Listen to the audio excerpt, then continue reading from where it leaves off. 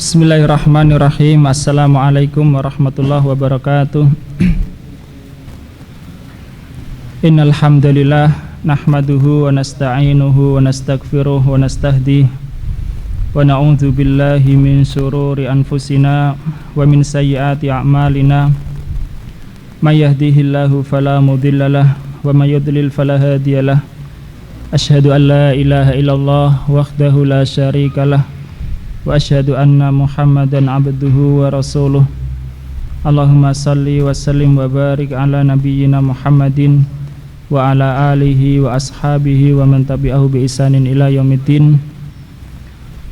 Allahumma 'allimna ma yanfa'una wanfa'na bima 'allamtana wa zidna ilman warzuqna bihil amala wal ikhlasa liwajhikal karim bi rahmatika ya arhamar rahimin. Jemaah rahimani wa rahimakumullah. Insyaallah kita lanjutkan kajian kita dalam bidang fikih dengan urutan dari kitab Tartibu Ayatil Ahkam. Kali ini tentang Babu Adabil Masyi ila Shalah, bab adab-adab berjalan menuju salat. Bab adab-adab berjalan menuju salat. Beliau membawakan ayat ya ayyuhalladzina amanu idza nudiya lis-sholati min yaumil jumu'ati fas'au ila dzikrillahi wa dzarul bai' dzalikum khairul lakum in kuntum ta'lamun. Wahai orang-orang yang beriman, apabila diseru untuk menunaikan salat pada hari Jumat, maka bersegeralah kepada mengingat Allah dan tinggalkanlah jual beli. Dzalikum khairul lakum in kuntum ta'lamun. Itu lebih baik bagi kalian jika kalian mengetahui.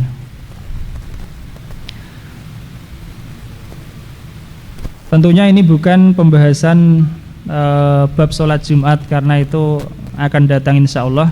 Ini tentang bagaimana orang adabnya mendatangi sholat, ya, mendatangi sholat. Dan terutama yang paling wajib ya untuk didatangi adalah sholat Jumat, karena gak mungkin orang sholat Jumat sendirian.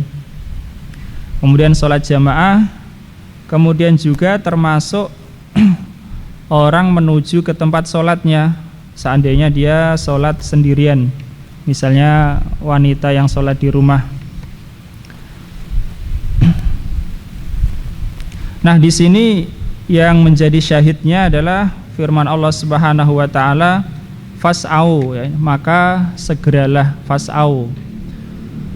Beliau mengatakan ai iqsidu wahtammu walaisal muradu asaya wasari. Yang dimaksud fas'au di sini adalah menujulah kalian, ya, dan pentingkanlah. Ini hendaknya kalian menuju kepada sholat itu dan pentingkanlah urusan sholat, ya. Itu yang dimaksud menurut beliau. Dan makna ayat insyaallah jelas bahwa ketika dikumandangkan azan pada hari Jumat, yang pada zaman Nabi dulu azannya ya cuma sekali, ya. Ketika khatib sudah naik mimbar kemudian azan, sehingga di sini banyak ulama mengatakan fas'au ila dzikrillah, maksudnya bersegeralah kalian untuk mendatangi khutbah, ya. Tetapi kemudian pada zaman Utsman bin Affan dijadikanlah adzan itu 2 kali supaya orang tidak terlambat, ya. 6. Dan bukan yang dimaksud di sini adalah bersegera dalam artian berjalan cepat, enggak, ya. Jadi ini supaya tidak difahami saja kalau orang menuju sholat jamaah, mendatangi sholat jamaah, dia itu jalannya cepat, enggak, ya, atau ngoncok istilahnya orang Jawa. Tapi yang dimaksud adalah kalau diseru untuk sholat, ya, secara asal mengayat sholat Jumat, tentunya panggilan adzan sehari-hari juga, maka hendaklah kalian menuju kepadanya. dan pentingkanlah urusan sholat itu. Nah, tetapi orang ya berjalan menuju sholat atau jamaah dengan tenang itu tentunya kalau dia mengira tidak terlambat. Artinya kalau memang dia itu mengira terlambat, mungkin dalam perasaannya ya ketenangan itu beda ya. Mungkin agak terburu-buru, tergesa-gesa. Apalagi kalau dia mungkin berprasangka ini nanti bisa ikut jamaah apa enggak ya. Tentunya dia akan lebih bersegera atau hatinya paling tidak ingin cepat-cepat. Oleh karenanya perlu orang itu bersegera dalam artian kalau sudah dengar adzan ya sudah, yang lain, pekerjaan yang lain dihentikan untuk menuju mendatangi adzan supaya jalannya menuju sholat ini dia tidak buru-buru karena masih ada waktu yang cukup untuk menuju ke jamaah. Atau bahkan lebih baik dari itu adalah dia memperkirakan waktu, ini sudah mau waktunya sholat, maka dia menghentikan aktivitasnya yang lain ya. Kecuali kalau itu hal-hal yang akan mengganggu kekhusyuan, seperti misalnya buang air atau makan ketika sedang lapar, maka diperintahkan untuk menyelesaikan dulu. Nah, di dalam hadis dari Abu Hurairah radhiyallahu anhu, dia mengatakan sami'tu Rasulullah sallallahu alaihi wasallam yaqul, aku pernah mendengar Rasulullah sallallahu alaihi wasallam bersabda, idza uqimatis sholatu fala ta'tuha wa antum tas'aun ya. Jika telah dikumandangkan iqamat, janganlah kalian mendatanginya dalam keadaan terburu-buru ya. Ini jangan mendatanginya dalam keadaan berjalan cepat. Tas'aun di sini ngoncok, istilah orang Jawa. Ini juga menunjukkan bahwa iqamah itu didengar dari luar masjid ya, bukan hanya pelan di dalam masjid. Kemudian lanjutan sabda Nabi, waqtuha wa antum tamsyun. Datangilah sholat itu, yakni sholat jamaah, kalian dalam keadaan berjalan, yakni berjalan biasa. Ini bagaimana biasa orang berjalan ya, bukan berarti dilambat-lambatkan enggak. Wa alaikumus sakinah, dan hendaknya kalian tetap tenang. Fama adraktum fasallu wa ma fatakum faatimmu. Apa yang kalian dapati bersama jamaah maka sholatlah bersama jamaah, dan apa yang luput maka sempurnakanlah ya, lanjutkanlah ya. Kalau ketinggalan 2 berarti melanjutkan 2. Nah, kemudian di antara adabnya ketika orang menuju ke sholat, janganlah, ini tentunya sunnah ya, tidak wajib. Jadi janganlah dia melakukan hal-hal yang seandainya itu dilakukan dalam sholat, sholatnya batal. Maksudnya bagaimana? Misal kita menuju sholat, menuju ke masjid, mungkin berjalan dari halaman masjid ke dalam ya, atau dari rumah ke masjid, maka berjalanlah dalam keadaan sebagaimana orang konsentrasi dalam sholat. Orang dalam sholat kan nggak ngobrol ya. Kalau bisa, kalau jalan menuju sholat ya jangan ngobrol, jangan sambil ngobrol, tenang. Orang sholat kan nggak makan ya, jangan sambil makan juga, jangan sambil minum. Ini adab, tidak wajib tentunya. Nah, ini termasuk adab menuju sholat. Dalam itu tadi hadis riwayat Bukhari dan Muslim. Dan Imam Muslim menambahkan dalam riwayat, fa inna ahadakum idza kana ya'midu ila sholati fahuwa fi sholah.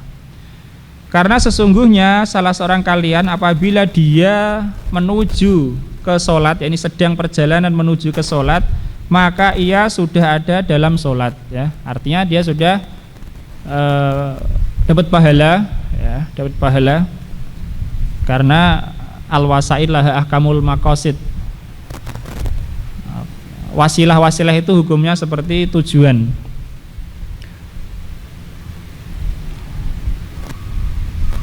Sehingga diperintahkan untuk bersikap atau beradab sebagaimana di dalam sholat, yakni dalam keadaan tenang, dalam keadaan tidak sambil ngobrol, tidak sambil makan, ya. Karena dia sudah di dalam sholat, artinya dihukumi dia dapat pahala juga, mulai mendapat rahmat Allah Subhanahu wa taala kalau dia menuju ke sholat itu. Dalam hadis kan disebutkan kalau orang menuju ke masjid tidak ada yang membuatnya keluar kecuali untuk menunaikan kewajiban, yakni sholat, maka setiap langkahnya menghapus kesalahan dan mengangkat derajat, ya, angkat derajat. Nah, termasuk juga sikap tangan, ya. Tangan ini sebaiknya tidak ini, namanya tasbik ini istilahnya, ya, tiga ini, ya, tidak dimasukkan gini jari-jarinya.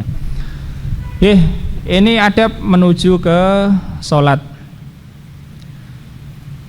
Yang pertama yaitu tenang, tidak ngoncok buru-buru, ndak, ya. Dan untuk itu perlu persiapan, ya, karena kalau orang menuju ke masjid, musola memang sudah komat, ya mau nggak mau tetap hatinya terburu-buru, ya. Makanya berusahalah ketika adzan ya menuju ke sholat, ya.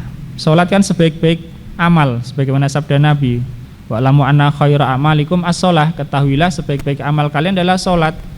Dan zaman dulu Nabi, para sahabat itu semangat sekali sholat. Bahkan Nabi itu sampai di atas kendaraan perjalanan pun apa? Sholat, ya, sholat. Bahkan Nabi mengatakan sholat malam itu termasuk syiarnya orang-orang soleh, kebiasaan orang-orang soleh. Ayat yang berikutnya beliau mengatakan wa ibadur rahmanil ladzina yamshuna 'alal ardi hauna wa idza khatabahumul jahiluna qalu salama. Ini secara umum, bukan masalah dalam salat saja. Dan hamba-hamba Allah itu mereka yang berjalan di atas bumi dalam keadaan rendah hati,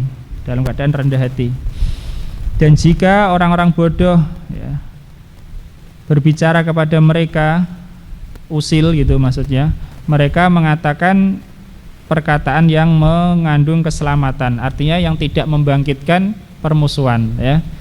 Jadi hamba-hamba Allah Subhanahu wa taala itu ibadur rahman, ya, berjalannya di muka bumi, yakni beraktivitas berjalannya itu dengan rendah hati dan tidak suka memancing permusuhan, ya, membangkitkan permusuhan, tidak suka. Seandainya ada orang berbicara kepadanya yang mungkin ya itu bisa menimbulkan emosi dan lain sebagainya, dia berusaha meredamnya, ya, dan faman afa wa aslaha fa ajruhu ilallah, ya, barang siapa yang memaafkan dan berbuat perbaikan maka pahalanya di sisi Allah Ta'ala. Nah, begitu juga misalnya ibu-ibu yang dari tempat wudhunya menuju ke kamarnya atau tempat sholatnya, maka berjalannya dengan tenang, ya, dengan tenang, tidak sambil ngomong, ya, karena sudah wudhu, sudah persiapan sholat, ini sudah dianggap dalam sholat, ya, dianggap dalam sholat. Jalannya ya tenang, tidak sambil ngobrol, ya, dan lain sebagainya. Nah, kita lanjutkan babu sifati sholah, bab tata cara sholat. Saya yakin ya bahwa yang hadir semua sudah tahu, ya, tata cara sholat, ya, sudah paham, dan saya berprasangka kuat sekali bahwa sholatnya udah sah, ya, sholatnya udah sah, yang selama ini dilakukan udah sah. Lalu mengapa kita mempelajari, ya, tata cara sholat, ya? Ya supaya lebih paham juga dan supaya pengingat, dan mungkin ada hal-hal sunnah, ya, yang perlu dimengerti juga. Kemudian juga supaya tahu mana yang wajib, mana yang sunnah. Tentunya sebaik-baik orang sholat adalah sebagaimana sabda Nabi, shollu kama ra'aitumuni usolli, ya, sholatlah kalian sebagaimana kalian melihat aku sholat. Tapi siapa yang menjamin, ya, kita sudah mengetahui semua hadis-hadis Nabi tentang sholat? Tidak ada yang menjamin. Bagaimana kalau misalnya terjadi pada sholat kita yang itu tidak sesuai dengan tata cara Nabi? Apakah ini sholat ini jadi batal atau enggak? Nah ini perlu dicari tahu juga ya. Ya kalau bisa persis seperti sholatnya Nabi, alhamdulillah ya. Kalau misalnya namanya orang itu mungkin lupa, mungkin dan lain sebagainya, ternyata ada yang tidak persis sekali ya, tidak persis seperti, maka ini masih sah atau enggak? Maka ini yang dibahas oleh para ulama ahli fikih sehingga mereka menentukan mana yang wajib, mana yang sunnah ya. Kalau wajib-wajibnya terpenuhi berarti sudah sah ya. Karena Nabi sholat tentunya yang dilakukan Nabi itu bukan hanya yang wajib-wajib saja ya, wajib dan sunnah. Lah kalau kita bisa seperti itu semuanya ya alhamdulillah. Kalau enggak ada yang terlewat, terluput, maka perlu cari tahu apakah ini yang terluput ini yang wajib atau yang sunnah ya, supaya kita tidak ragu-ragu. Ya tentunya yang lebih sempurna lebih baik ya. Tapi namanya manusia, siapa yang menjamin bisa seperti itu terus ya. Kemudian yang kedua juga bahwa kita tahu bahwa para ulama ini berbeda pendapat, apalagi dalam masalah fikih banyak perbedaan. Yang lebih afdol tentunya sebagaimana yang mereka katakan, yakni ulama al-khuruju minal khilaf aula, keluar dari perbedaan itu lebih utama. Contoh misalnya, yang satu mengatakan ini wajib, yang satu mengatakan ini sunnah. Seandainya saya misalnya orang awam, tidak tahu apa-apa, ini ulama beda pendapat. Yang satu mengatakan wajib, yang satu mengatakan sunnah. Ternyata saya nggak lakukan, misalnya, maka sudah sah ya, karena ada yang mengatakan itu nggak wajib. Tapi untuk lebih baiknya yaitu tadi kaidah al-khuruj minal khilaf aula, dari perbedaan itu lebih utama. Kalau yang satu mengatakan wajib, yang satu mengatakan sunnah, lebih amannya ya kita lakukan, dan begitu ya, lebih amannya kita lakukan. Kalau yang satu mengatakan haram, yang satu mengatakan makruh, ya lebih utama kita tinggalkan ya. Dan itulah namanya menghindari syubhat, sebagaimana sabda Nabi, famanit taqo syubhati faqad istabra li dinihi wa irdihi. Barang siapa yang menjaga dirinya dari yang syubhat-syubhat, maka sudah membersihkan ya agama dan dirinya, agama dan harga dan kehormatannya. Jadi itu kalau bisa. Seandainya enggak, misalnya sudah sah menurut sebagian belum sah, bagi orang awam ya sudah sah, tidak perlu harus diulangi. Ya kalau dia ngulangi bisa sempurna lagi, kalau enggak, kalau seperti itu tadi, jadi bisa ditambah dengan sholat sunnah dan lain sebagainya. Nah sebelum masuk kepada sifatus sholah atau tata cara sholat, ada yang dibahas oleh ulama ketika mereka membahas tentang menghadap ke kiblat, yaitu tentang as-sholatu ila sutroh, sholat menghadap ke sutroh. Sutroh secara bahasa artinya adalah pembatas tentunya ya. Nah ini hukumnya sunnah menurut kebanyakan ulama, hukumnya sunnah ya. Dalilnya akan datang insya Allah bahwa menghadap ke sutroh itu sunnah, tidak wajib. Karena Nabi pernah sholat tidak ada sutroh di depannya ya. Nabi pernah sholat tidak ada sutroh di depannya, tapi kebanyakannya Nabi ya pakai sutroh ya. Pernah Nabi bukan hanya sekali ya, sholat di depannya nggak ada sutroh ya, tapi kebanyakannya ya ada sutroh. Bahkan bukan hanya kebanyakannya sholat Nabi, beliau pun memerintahkan ya. Beliau bersabda, idza shalla ahadukum ila sutratin falyadnu minha. Jika salah seorang kalian sholat ke sutroh, yakni menghadap ke sutroh, hendaklah dia mendekat ke sutroh itu, mendekat. Ulama mengatakan dekat itu kalau jaraknya paling jauh itu adalah 1,5 dhira. 1,5 dhira itu 3 dhira. 3 dhira itu 1,5 meter ya. Jadi kalau kita dengan tembok misalnya 1,5 meter itu dianggap sudah dekat ya. Lebih dekat lagi ya lebih baik. Beliau mengatakan lanjutan hadis ya, hatta la yaqta'a syaitanu alaihi sholatahu, supaya setan itu tidak memutus sholatnya. Supaya setan tidak memutus sholatnya. Bisa bermakna setan tidak memutus sholatnya ini menurut jumhur adalah tidak mengurangi kesempurnaan sholatnya, ya, tidak mengurangi kesempurnaan sholatnya. Supaya sholatnya lebih sempurna, maka mendekatlah ke sutra, ya. Nah, meskipun kita di masjid yang besar, ya, luas, tapi lebih utama mendekat ke sutra supaya lebih sempurna, ya. Nabi mengatakan hatta layak ta'as syaitanu alaihi sholatahu, supaya setan tidak memutus sholatnya, maksudnya tidak mengurangi kesempurnaan sholatnya. Dari Sahal bin Sa'ad As-Sa'idi, dia mengatakan kana baina musalla Rasulillah sallallahu alaihi wasallam wa bainal jidari mamarusyah. Antara tempat sholat Nabi dan tembok itu adalah lewatnya kambing, artinya hanya sekitar cukup untuk lewatnya kambing saja, ya, antara tempat sholat Nabi dan tembok. Lewatnya kambing itu berapa? Kambing itu berapa lebarnya, ya? Itu antara tempat sholatnya, ya, bukan antara pijakan kaki Nabi, bukan, ya, antara tempat sujudnya Nabi.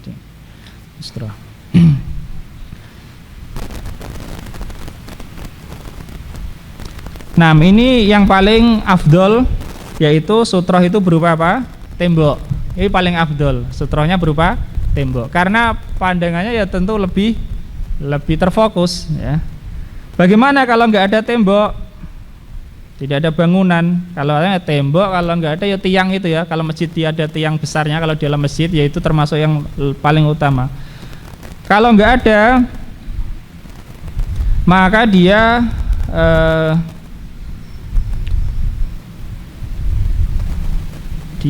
mencari benda-benda yang cukup tinggi.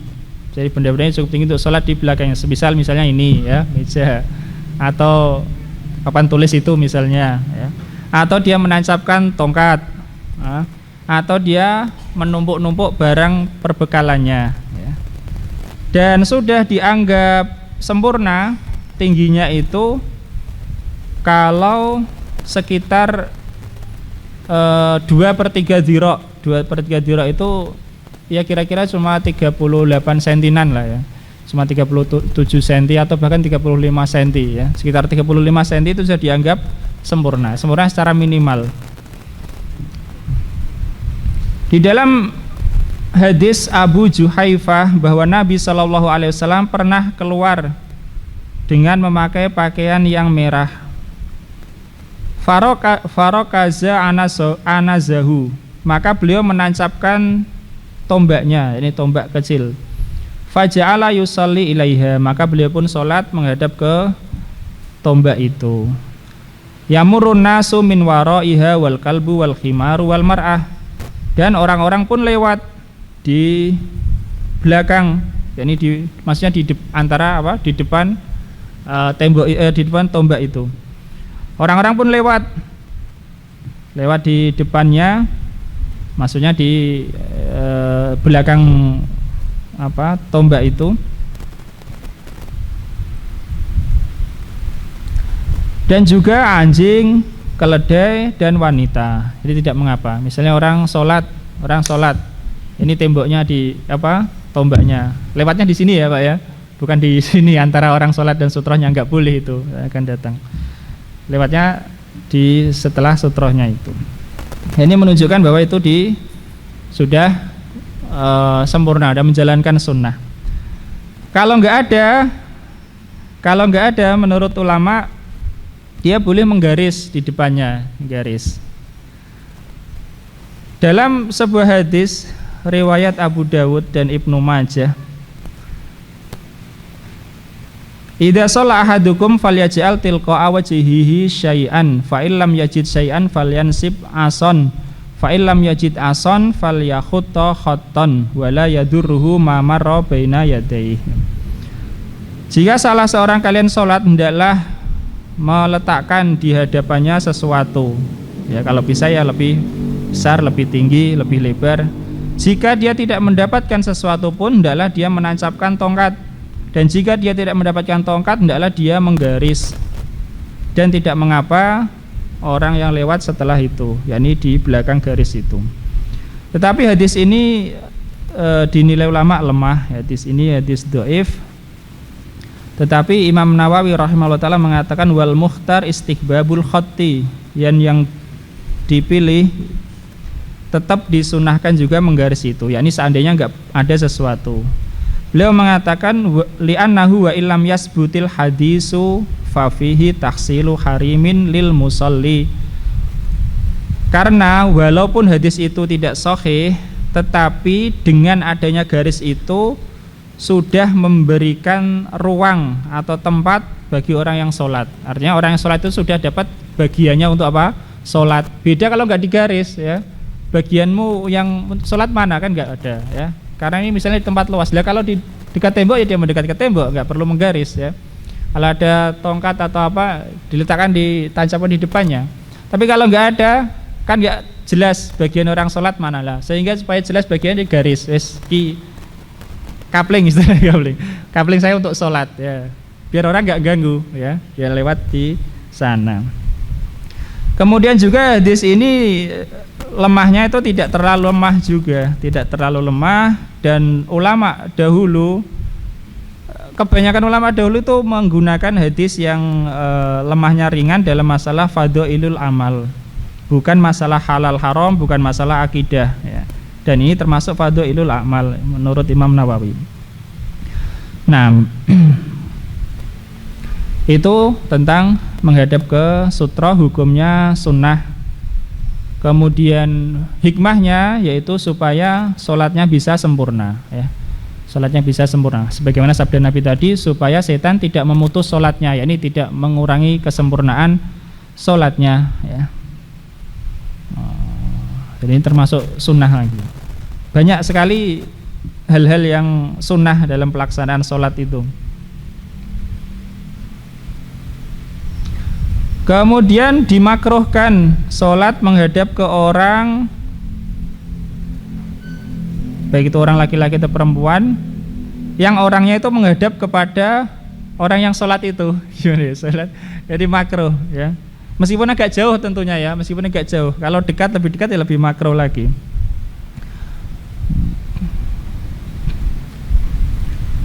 Ini ada riwayat ya bahwa Umar pernah melihat ada seorang laki-laki sholat. Kemudian di hadapannya ada seorang laki-laki yang menghadap kepada orang yang sholat itu ya. Lalu Umar pun memukul keduanya ya. Dipukul, artinya setelah selesai sholat tentunya ya, dipukul, di takzir ya. Takzir, boleh saja orang pemimpin memberikan takzir, hukuman supaya jera. Meskipun itu tidak mesti dosa ya. Enggak mesti dosa, di takzir juga bisa.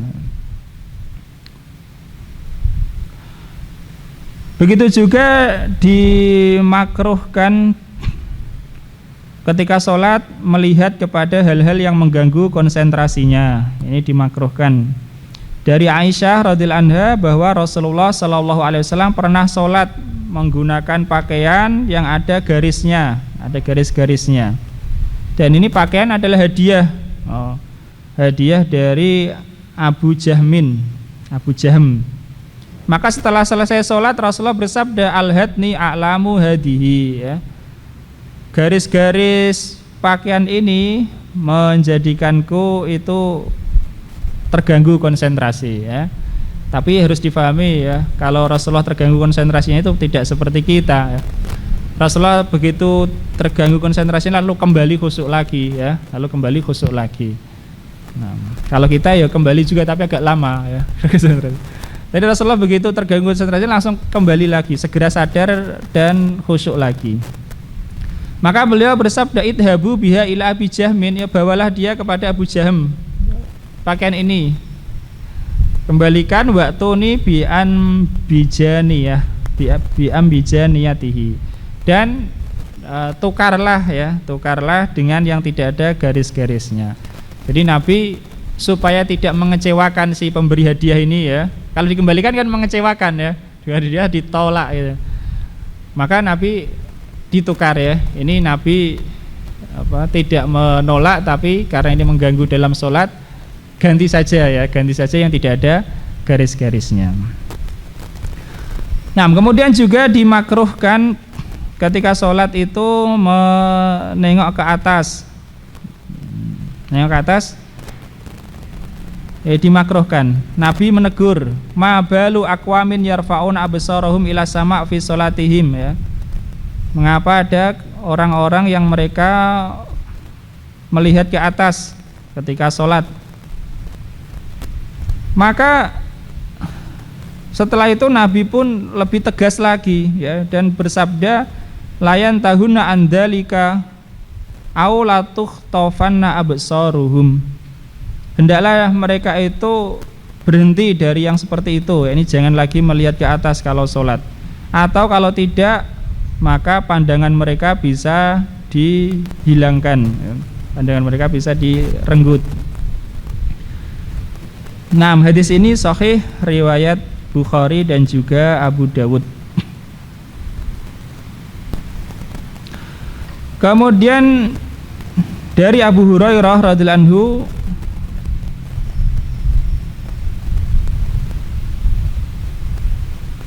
bahwa dahulu, ya, ada yang sholat menengok ke atas, lalu turunlah firman Allah Ta'ala, qad aflahal mu'minun alladzina hum fi sholatihim khashi'un, ya. Sungguh beruntung orang-orang yang beriman, yaitu mereka yang khusyuk di dalam sholatnya. Ini riwayat Al-Hakim. Nah, meskipun begitu ulama mengatakan makruh, ya, tidak haram, tidak dosa. Maksudnya tidak sampai dosa gitu, ya. Bukan berarti kalau kita bilang tidak dosa lalu orang memudahkan, enggak. Ini karena ulama dulu memang berhati-hati. Kalau mengatakan haram itu sangat hati-hati mereka. Ini mereka mengatakan makruh, ya. Makruh menengok melihat ke atas ketika sholat. Meskipun ada ancamannya itu, ya, tapi tetap ulama mengatakan makruh, tidak mengatakan haram. Kemudian makruh juga menoleh ketika sholat ke kanan atau ke kiri, ya, karena itu bertentangan dengan khusyuk. Dan juga karena itu curian yang setan mencuri dari sholat hamba, yakni setan mencuri dari sholat hamba mengurangi kesempurnaan pahalanya. Sebagaimana itu telah sahih dari Imam Bukhari, riwayatnya dari Aisyah radhiyallahu anha yang berkata, sa'altu Rasulullah sallallahu alaihi wasallam anil iltifati fis shalah. Aku pernah bertanya kepada Rasulullah sallallahu alaihi wasallam tentang menoleh ketika salat. Faqala, Nabi bersabda, huwa ikhtilasun yahtalisuhu syaitanu min sholatil abdi. Itu adalah curian, ya, yang setan itu mencuri dari salatnya hamba.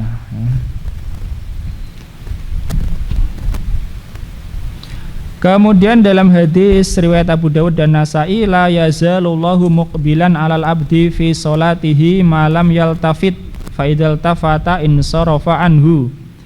Allah Subhanahu wa taala senantiasa memperhatikan hamba di dalam salatnya selama hamba itu tidak menoleh. Kalau hamba itu menoleh maka Allah berpaling.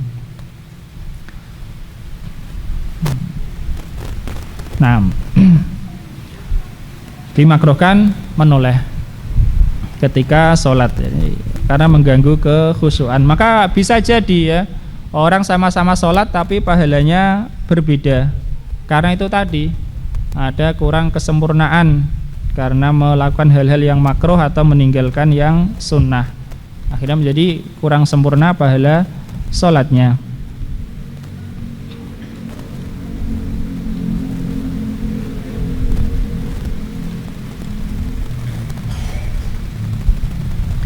Nah, kemudian apabila orang itu sudah sholat menghadap ke sutroh dengan ketentuan tadi, ya, dia jaraknya dengan sutroh tidak lebih dari 3 dhira', tidak lebih dari 1,5 meter, maka haram orang lain lewat di depannya, ya, ini antara dia dan sutroh. Misalnya orang sholat menghadap ke tembok, jaraknya antara tembok dan dia tidak lebih dari 3 dhira', tidak lebih dari 1,5 meter, maka tidak boleh kita lewat di hadapan orang sholat itu, ya. Hukumnya haram. Hukumnya haram. Diriwayatkan dari Abu Juhaim Al-Ansari radhiyallahu anhu bahwa Rasulullah sallallahu alaihi wasallam bersabda, "Lau ya'lamul maru baina yadil musalli madza alaihi lakana ayyaki fa arba'ina khairan lahu min ayyamurra baina yadayhi. Seandainya orang yang lewat di hadapan orang sholat itu tahu apa yang harus ditanggungnya, maka sungguh dia berhenti selama 40 itu lebih baik baginya daripada dia lewat di hadapan orang yang sholat. Nah, jadi lewat di hadapan orang sholat gak boleh selama orang sholat itu menghadap ke sutroh dan jarak antara dia dan sutroh tidak lebih dari 3 dhira' atau 1,5 meter. Nah, kemudian bagaimana kalau ada orang mau lewat? Apakah orang yang sholat ini wajib mencegah atau sunnah saja hukumnya? Ya, hukumnya sunnah, ya, tidak wajib. Jadi orang yang sholat tidak wajib mencegah. Karena ketika dia sholat, dia itu melakukan hal yang lebih utama daripada mencegah orang lewat, yaitu dia bermunajat kepada Allah Ta'ala, ya. Sehingga tidak diwajibkan untuk menghalangi orang yang lewat. Meskipun orang yang lewat ya haram, dia nggak boleh lewat, ya. Termasuk juga disunnahkan orang yang tidak sholat. Misalnya orang tidak sholat yang duduk, dia tahu ada orang lain mau lewat di hadapan orang yang sholat, ya dia cegah, ya, dia cegah.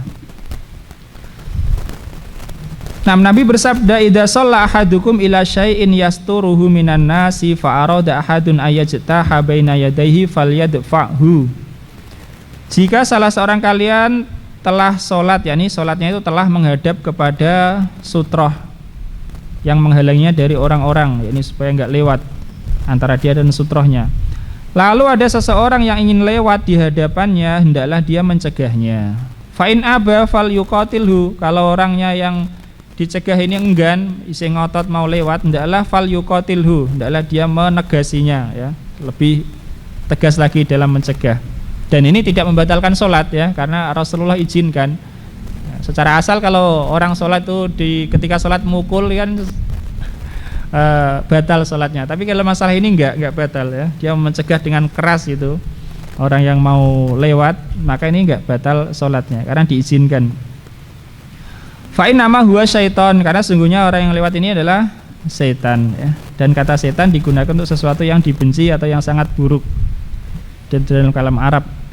Dan dalam riwayat lain, fa'in nama ahul korin, karena sesungguhnya bersama orang yang lewat ini ada korinnya, ya, ada setan yang bersamanya, ya. Jadi dua-duanya diriwayatkan, ya. Dan dua-duanya sahih, ya. Yang mengatakan fa'in nama huwa syaiton itu Bukhari dan Muslim, yakni riwayatnya. Yang mengatakan fa'in nama ahul korin itu riwayat Muslim. Nah, dan mencegahnya mulai dari yang ringan sampai ditambah, ya. Sebagaimana orang kalau daf'us soyal atau sial, ya, dalam ilmu fikih, yakni kalau ada orang mau diganggu, dia mencegah mulai dari cara yang ringan ditambah sampai yang keras, gitu, ya. Nah, kemudian kalau ternyata orang sholat itu tidak menghadap ke sutroh, ketika orang sholat tidak menghadap ke sutroh, atau sutrohnya jauh,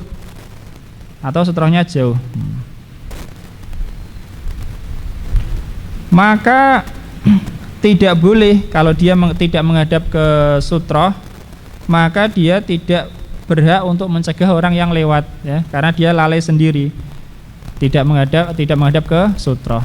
Dalilnya apa? Dalilnya adalah hadis tadi, yaitu Nabi bersabda, idza shalla ahadukum ila syai'in yasturuhu. Jadi Nabi merintahkan mencegah orang yang lewat itu apabila salah seorang kalian sholat itu sudah menghadap ke sutroh. Mafhumnya kalau dia sholatnya tidak menghadap ke sutroh atau jauh sutrohnya sini dan sana misalnya, maka dia tidak berhak untuk menghalangi orang lewat. Dan tidak haram orang lewat, dia sholatnya di belakang, ya. Orang yang lewat depannya enggak haram, tapi makruh, ya, melewat tetap makruh.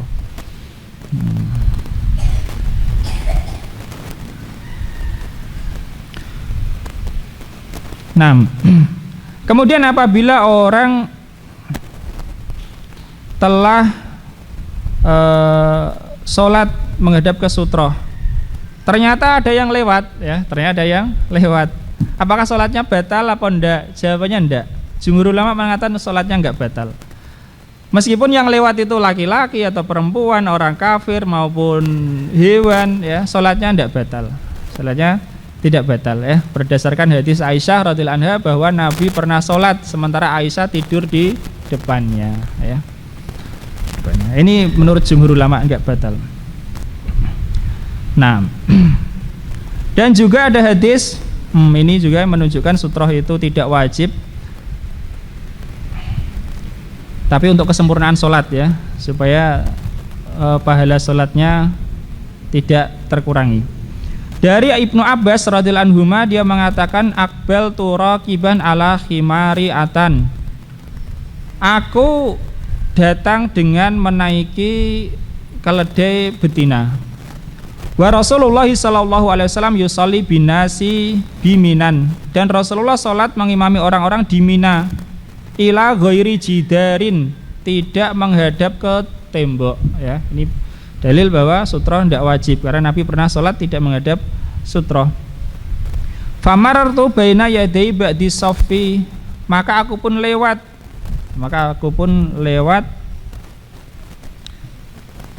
di depan sebagian shaf.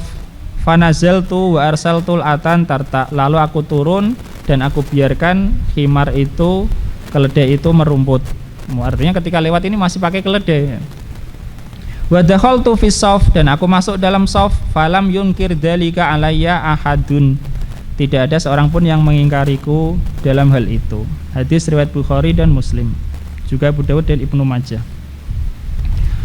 Kemudian hadis lain dari Fadil bin Abbas radhiyallahu anhuma, dia mengatakan atana Rasulullah sallallahu alaihi wasallam wa nahnu fi badiyatin lana fasalla fi sakhra'a laisa baina yadayhi sutratun. Rasulullah pernah mendatangi kami ketika kami berada di padang rumput kami atau di tempat lapang milik kami. Lalu Rasulullah sholat di padang, di tanah yang lapang itu. Laisa baina yadayhi sutratun, tidak ada di hadapannya sutroh, ya. Rasulullah pernah sholat tidak menghadap ke sutroh. Wa khimaratun lana wa kalbatun tak basani baina yadayhi fama bala dzalik. Sedangkan keledai milik kami dan juga ada anjing itu bermain-main di hadapan beliau, ya, yakni mondar-mandir, ya. Fama bala dzalik, lalu maka Rasulullah tidak pedulikan itu. Ini hadis riwayat Abu Dawud dengan sanad hasan, juga riwayat Nasai dan Imam Ahmad. Nah, ini menunjukkan sutroh tidak wajib, dan juga kalau ada misalnya orang lewat sholatnya nggak batal, ya. Dan ini pendapat jumhur ulama, banyakan ulama, baik itu yang lewat perempuan ataupun bahkan anjing sekalipun, sholatnya tidak batal. Tetapi memutus dalam artian mengurangi kesempurnaan pahala sholatnya. Nah, itu tentang sholat menghadap sutroh. Sekarang kita lanjutkan tentang babu sifati sholat, bab sifat sholat atau tata cara sholat. Sholat sebagaimana kita tahu, ya, subuh 2 rakaat, duhur 4 rakaat kalau tidak dikosor, ya. Asar juga 4 rakaat kalau nggak dikosor, maghrib 3 rakaat, dan isya 4 rakaat kalau tidak dikosor. Adapun sifat sholat atau tata cara sholat ini sebenarnya mencakup semuanya, ya, mulai dari syarat-syarat sholat sampai sholat itu sendiri, ya, bahkan sampai mungkin setelahnya itu sunnah-sunnah juga. Tetapi yang maksudkan secara utama adalah pelaksanaan sholat itu sendiri, ya, tidak syarat-syaratnya sudah terpenuhi pelaksanaannya. Nah, di sini ulama berbeda pendapat pembagian itu tentang kaifiyah sholat ini. Kalau dalam mazhab Syafi'i rahimahullah ta'ala, bagian-bagian sholat atau sholat itu bisa dibagi, ada yang rukun sholat, ada yang sunnah abad, dan ada yang sunnah hay'ah. Sunnah abad sama hay'ah itu sama-sama sunnah, ya. Tapi bedanya kalau sunnah abad ini ditinggalkan, dia disunahkan sujud sahwi. Sujud sahwi sunnah menurut mazhab Syafi'i. Menurut mazhab Syafi'i sujud sahwi itu enggak ada yang wajib, sunnah semua. Rukun ini, rukun sholat ini ya wajib itu. Rukun ya wajib, wajib ya rukun. Ini menurut madzhab Syafi'i. Yang paling apa ya? Paling banyak begitu katakanlah perinciannya di antara 4 madzhab itu madzhab Hambali. Ini madzhab Hambali karena mereka membagi amalan sholat itu ya, itu menjadi 3. Rukun sendiri, wajib sendiri, sunnah sendiri. Jadi rukun dan wajib itu beda. Ini menurut madzhab Hambali ya. Nanti akan kita sebutkan insya Allah satu persatu kalau nggak selesai pada kesempatan yang berikutnya. Kalau menurut madzhab Hanafi dan Maliki, insya Allah lebih sedikit. Insya Allah lebih sedikit. Artinya ya meskipun kita tidak mengatakan lebih mudah, tidak mesti ya. Bisa jadi yang menurut madzhab mereka mungkin lebih ketat, menurut madzhab Syafi'i mungkin lebih longgar, ya mungkin ada ya. Tapi kalau masalah rukun ini yang paling banyak memang madzhab Syafi'i dan Hambali. Bahkan madzhab Hambali lebih dari itu, bukan hanya rukun, ada wajib lagi. Apa wajib itu menurut madzhab Hambali? Menurut madzhab Hambali wajib itu tidak boleh ditinggalkan kalau ingat. Tapi kalau lupa harus sujud sahwi. Harus ya, harus. Karena wajib. Seperti apa? Seperti tahiyat awal. Itu menurut madzhab Hambali termasuk wajib. Jadi sekali lagi kita mungkin akan lebih banyak berkonsentrasi 2 madzhab ini, yakni Syafi'i dan Hambali. Karena ini yang paling banyak aturannya dalam masalah sholat. Paling banyak aturannya dalam masalah sholat. Sehingga insya Allah kalau seperti kita katakan ya, kalau belajar fikih itu di antara tujuan kita utama adalah keluar dari syubhat perbedaan ulama, al-khuruj minal khilaf aula, keluar dari perbedaan lebih utama. Mungkin menurut madzhab Syafi'i sunnah, tapi kalau menurut madzhab Hambali wajib ya sebaiknya kita lakukan. Seandainya lupa ya sah sholatnya ya, karena ulama tidak sepakat itu wajib.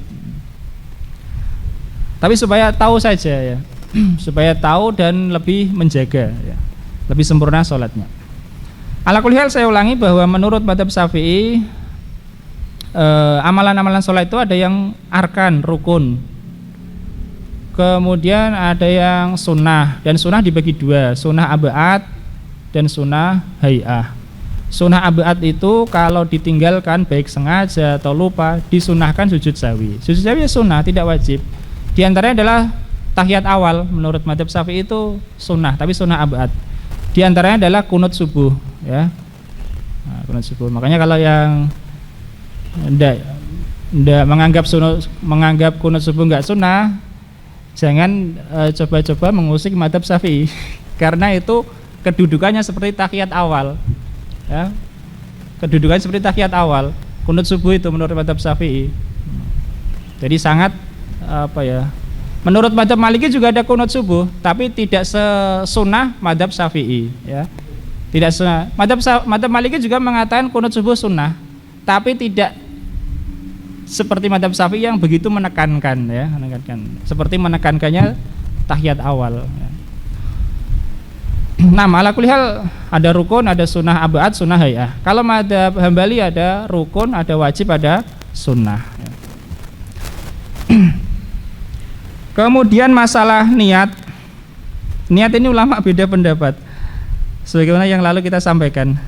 Kalau menurut madzhab Hanafi dan madzhab Hambali ya, menurut madzhab Hanafi dan Hambali, niat ini termasuk syarat sholat,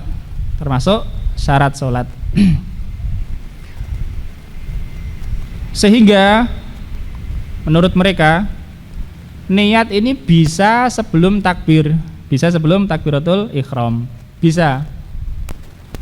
Kalau menurut madzhab Syafi'i dan Maliki atau Maliki dan Syafi'i urut zamannya, niat ini termasuk rukun sholat ya, termasuk apa? Rukun sholat, termasuk wajib.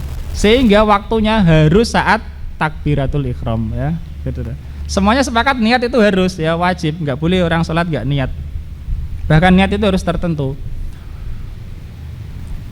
Tertentu maksudnya kalau sholat duhur ya niatnya ya duhur ya, nggak boleh asal niat sholat ya. Nah, tetapi tadi kita katakan madzhab Hanafi dan Hambali bahwa niat itu termasuk syarat sholat bisa sebelum takbir. Tetapi mereka tetap mengatakan disunahkan, tetap dianjurkan saat takbir.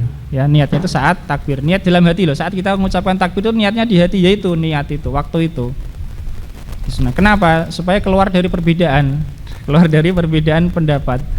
Nah, sebenarnya tadi kita kaidah mengatakan al-khuruj minal khilaf aula, ya, keluar dari perbedaan itu lebih utama.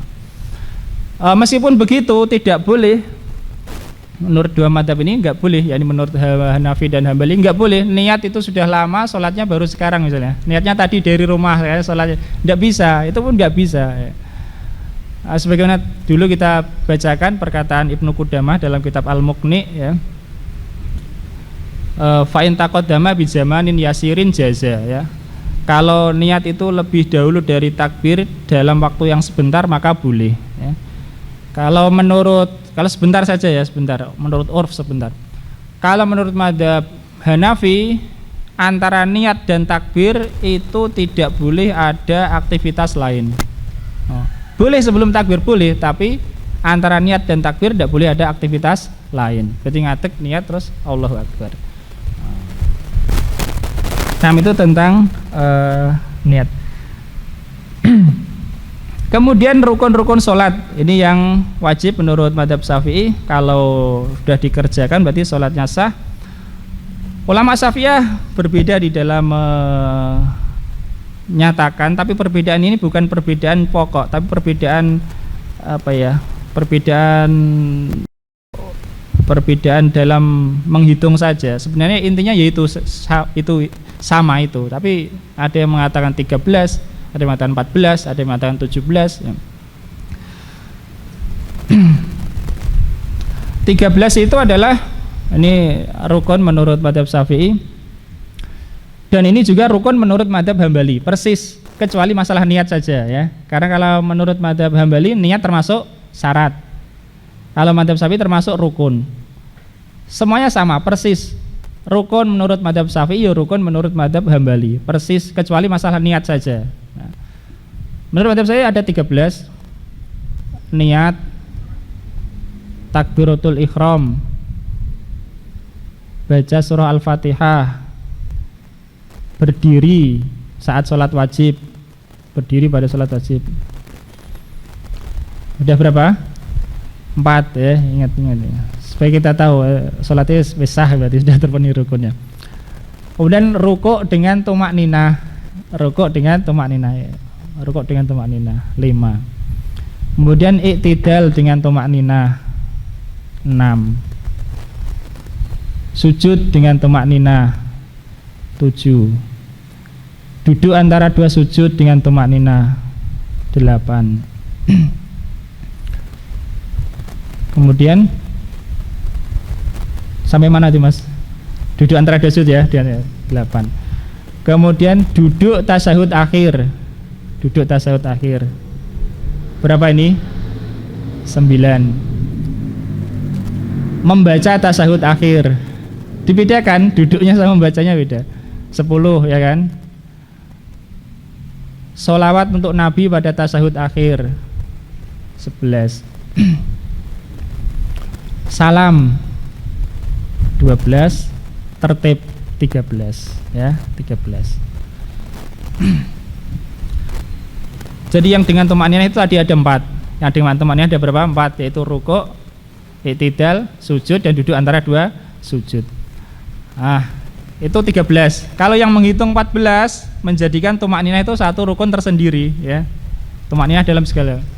Yang menjadikan 17 jelas, ya, tumakninahnya jadikan 4. Jadi 13 ditambah 4 jadi 17. Ala kulli hal, ya, yang disebutkan oleh Imam Nawawi dalam Minhajut Thalibin itu 13. Menurut madhab Hambali ya persis itu. Berarti berapa rukun menurut madhab Hambali? 12. Karena niat termasuk syarat, ya. 12. Itu yang rukun. Sekarang yang wajib menurut madhab Hambali. Saya nggak ingat berapa, tapi akan sebutkan. Takbir perpindahan itu wajib, ya. Itu menurut madhab Hambali. Jadi kalau kita berdiri mau rukuk baca takbir, kan baca takbir ya Allahu Akbar rukuk. Itu menurut mazhab Hambali wajib. Kalau sengaja ditinggalkan sholatnya enggak sah. Kalau lupa harus sujud sahwi. Kalau menurut kebanyakan ulama sunnah. Enggak takbir juga sholatnya masih sah. Takbir perpindahan. Terus membaca sami Allahu liman hamidah sunnah. Membaca subhana rabbiyal adzim satu kali ketika rukuk itu wajib. Satu kali yang wajib. Subhana rabbiyal adzim ya. Tidak pakai wa bihamdi. Bahkan Imam Ahmad pernah ditanya tentang wa bihamdi, beliau mengatakan kalau saya tidak membaca wa bihamdi. Itu menurut salah satu riwayat dari Imam Ahmad. Tapi kalau menurut mazhab Syafi'i yang muktamad tetap disunahkan wa bihamdi. Ala kulli hal membaca subhana rabbiyal adzim wajib menurut mazhab Hambali. Membaca sami Allah liman hamidah, membaca Rabbana lakal hamdu saat berdiri ya. Bacanya apa? Rabbana lakal hamdu. Lanjutannya sunnah ya, Rabbana lakal hamdu saja. Wes menggugurkan kewajiban ya. Dan itu pun sudah mewakili tumakninah, karena kalau orang baca mesti dia tenang ya. Kecuali kalau bacanya pas gerak ya enggak sah. Kemudian bacaan subhana rabbiyal a'la saat sujud satu kali saja. Wajibnya satu kali subhana rabbiyal a'la, atau mungkin yang semisal itu, misalnya subhanaka allahumma rabbana wa bihamdika allahumma ighfirli. Nah, kemudian membaca Rabbik firli ketika duduk antara dua sujud. Tapi tidak mesti Rabbik firli ya. Kalau misalnya orang mengatakan Allahumma ighfirli juga enggak apa-apa. Yang penting meminta ampunan. Soalul maghfirah, mereka mengatakan gitu, meminta ampunan saat duduk. Itu wajib menurut mazhab Hambali. Nah, pokoknya semua yang wajib menurut Hambali ini, menurut ulama lain sunnah, Pak. Sunnah, menurut jumhur sunnah.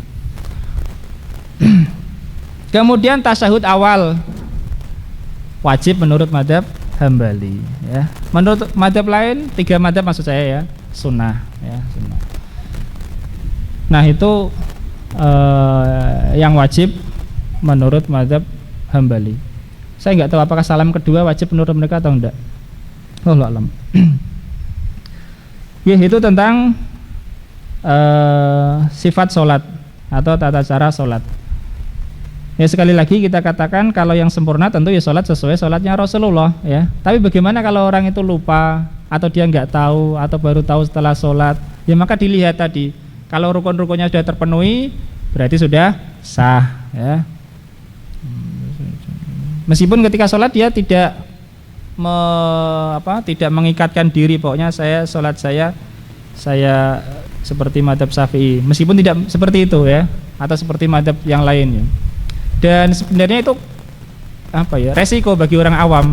Jadi kalau kita orang awam itu sebaiknya, ini saya tidak nyuruh ya, tapi sebaiknya saja kalau bagi saya sendiri karena masih awam, jangan orang itu mengikatkan harus sesuai dengan mazhab tertentu. Itu berat ya, berat. Misalnya sekarang saya mengikatkan diri saya pokoknya harus seperti mazhab Syafi'i ya, atau seperti mazhab Hambali. Jangan ya. Nanti kalau ada terjadi sesuatu tidak sah, antum harus ngulangi. Tapi kalau asal saja misalnya, tapi ya berusaha sebaik-baiknya, terjadi sesuatu tapi masih sah menurut mazhab lain, sholatnya udah sah ya, lebih enak ya. Tapi kalau dia mengharuskan dirinya persis mazhab tertentu, ini resiko. Bukan termasuk resiko yang cukup berat bagi orang awam, apalagi pada zaman sekarang. Tapi kalau orangnya sudah pintar ya silahkan, itu hak dia. Nah, kita akan bahas insya Allah satu persatu 13 rukun ini menurut mazhab Syafi'i. 13 ya. Sudah ingat ya. Harus ingat karena apa? Karena untuk menilai sholat kita itu sah apa? Tidak ya. Kalau rukunnya terpenuhi berarti sah ya. Jadi setelah ini mungkin enggak bertanya-tanya lagi, saya tadi terjadi begini sah atau enggak ya. Kecuali kalau kita tahu mungkin mazhab yang lain, mazhab Hanafi dan Maliki, yang bisa jadi itu lebih sedikit yang diwajibkan menurut mereka. Karena menurut, maaf ya, ini saya sampaikan saja, tapi saya enggak nyuruh, karena yang lebih utama adalah keluar dari perbedaan itu tadi. Kalau menurut mazhab Maliki, Pak, baca tahiyat itu enggak wajib. Enggak wajib ya. Udah, kalau orang sudah sujud kedua, duduk sebentar, salam, ya wis, sah. Itu menurut madzhab Maliki ya. Tapi sekali lagi keluar dari perbedaan lebih utama, dibaca soal lebih baik. Termasuk yang wajib-wajib menurut madzhab Hambali tadi sebisa mungkin dilakukan ya. Supaya apa? Salat kita, ibadah kita sah menurut semua madzhab ya. Bukan hanya sah menurut satu tapi menurut yang lain masih tidak sah. Nah, apalagi kalau tidak sah menurut madzhab setempat, bisa dipermasalahkan antum.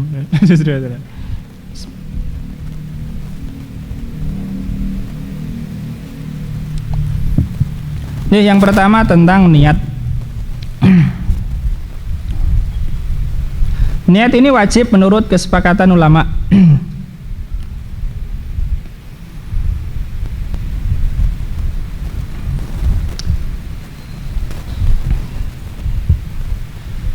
Niat ini wajib menurut kesepakatan ulama. 4 mazhab tadi mengatakan niat dalam sholat itu wajib. Dari Umar bin Khattab radhiyallahu anhu bahwa Nabi SAW bersabda, innamal a'malu binniyat, sesungguhnya amal-amal itu sesuai dengan niatnya. Wa innamal likulli imri'in ma nawa, dan sesungguhnya bagi setiap orang apa yang dia niatkan. Dan niat ini fungsinya untuk membedakan ya. Untuk membedakan, misalnya ada orang sholat 2 rakaat, ya maka tergantung niatnya, dia niat sholat apa. Mungkin dia niat sholat duha, atau mungkin dia niat sholat qadha sebelum subuh ya, atau sholat qadha subuh misalnya, pada waktu yang sama, itu tergantung niatnya. Atau bahkan dia niat sholat sunnah mutlak misalnya, tergantung niatnya. Atau niat sholat istikharah ya, mungkin saja ya, macam-macam, tergantung niat. Tempat niat itu ada di hati ya. Tempat niat di hati, dan ini ulama sepakat tidak ada perbedaan, tempat niat ya di hati.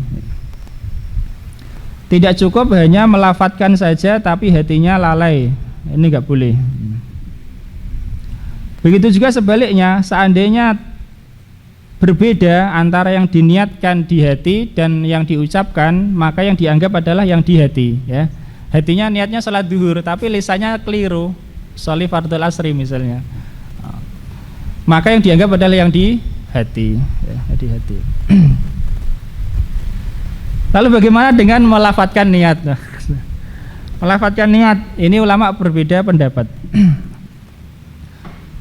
Melafadzkan niat, yani kalau menurut mazhab Syafi'i niat itu kan ketika takbir ya. Kalau dilafadzkan kan nggak mungkin. Tapi sebelum itu ya, sebelum itu melafadzkannya. Menurut banyak ulama, bahkan mungkin kebanyakan ya, melafadzkannya itu hukumnya sunnah. Ini yang muktamad dalam mazhab Syafi'i, dalam mazhab Hanafi, dan juga perkataan dalam mazhab Hambali. Dan kita nggak bisa mengingkari itu karena dalam kitab-kitabnya ada. Menurut mazhab Hanafi ya sunnah ya, untuk menguatkan hati. Menurut mazhab Syafi'i ya sunnah, dan salah satu pendapat mazhab Hambali juga mengatakan sunnah ya. Imam Ibnu Qudamah mengatakan dalam kitab Al-Mughni, makna niat al-qasdu wa mahalluha al-qalbu wa in talaffadhu bimanawa fahuwa tauqidun au kama qala ya. Makna niat adalah berkeinginan, tempatnya adalah di hati, dan jika melafadzkan itu adalah sebagai penguat ya, sebagai penguat. Begitu juga dalam mazhab Hanafi, mazhab Syafi'i, melafadzkan niat hukumnya sunnah, tetapi tidak sunnah dikeraskan ya, cuma pelan saja. Bagaimana kok sunnah padahal tidak ada riwayat dari Nabi ya kan? Tidak ada riwayat dari para sahabat ketika sholat itu mengucapkan usolli fardhu zuhri misalnya ya. Kenapa mengatakan sunnah? Atau bahkan itu bukankah itu bid'ah ya, atau bahkan makruh gitu. Karena dulu ulama juga mengatakan makruh itu terkadang diungkapkan dengan bid'ah. Pertama, melafadzkan niat itu bukan suatu sunnah tersendiri, dia hanya sebagai pengikut. Tujuannya adalah menguatkan hati. Mengingatkan hati supaya tidak was-was. Contoh begini, kita disunahkan menurut jumhur ya, sunnah merapatkan barisan ya enggak ketika sholat. Mensunahkan merapatkan dan meluruskan. Dan tidak ada riwayatnya Nabi atau para sahabat membuat garis di masjid. Ketika dibuat garis. Nah, sekarang kita buat garis kan di masjid supaya lurus. Nah, itu seperti itu. Jadi ini bukan sunnah tersendiri. Jadi tidak ibadah kepada Allah dengan lafadz niat itu enggak. Tapi niat ini karena maksud lain, yaitu menguatkan hati. Itu yang pertama, karena supaya menguatkan hati, membantu hati di dalam menghadirkan niat. Kemudian yang kedua, sebabnya dikiaskan dengan niat ketika haji atau umroh ya. Karena orang haji atau umroh ketika ihram dia melafadzkan, dan itu ada riwayatnya, dikiaskan. Kemudian yang ketiga, di sana ada ulama, meskipun ini khilaf yang syadz ya, sangat lemah, mengatakan wajib melafadzkan niat. Tapi itu sebagian ulama itu tidak dianggap juga sebenarnya, tapi demi menghindari itu maka dikatakan melafadzkan hukumnya sunnah ya, dengan sunnah. Itu diantara alasan ya, diantara alasan. Artinya supaya kita tahu saja bahwa yang melafadzkan niat itu juga punya dasar ya. Kalau itu juga punya dasar. Nggih, ala kulli hal tentang melafadzkan niat, tidak ada yang mengatakan wajib ya. Tidak ada pula yang mengatakan haram. Ulama terdahulu ya, dari 4 mazhab menurut ya setahu kita, tidak ada yang mengatakan haram. Tidak ada pula yang mengatakan wajib, tidak ada. Hanya sunnah atau makruh saja. Allah alam. Oke, kemudian bagaimana orang menghadirkan niat itu? Ada perincian ya sholatnya itu. Sholat dibagi menjadi 3. Mungkin sholat wajib, mungkin sholat sunnah tertentu, mungkin sholat sunnah mutlak. Sholat sunnah tertentu itu ya misalnya sholat duha, sholat witir, sholat qobliyah, ba'diyah. Sholat sunnah mutlak asal sholat saja. Ini ada 3 perbedaan atau 3 perincian. Pertama, kalau sholat itu sholat wajib, maka apa yang harus dihadirkan dalam hati ketika dia berniat? Ada 3 hal. Ketika sholat wajib yang harus dihadirkan dalam hati ada 3 hal. Yang pertama, dia berniat melakukan sholat, itu yang pertama. Niat melakukan sholat. Jadi dia bermaksud apa? Melakukan sholat. Kemudian yang kedua, dia menyadari bahwa sholatnya itu sholat wajib ya, menyadari kalau sholatnya itu sholat wajib.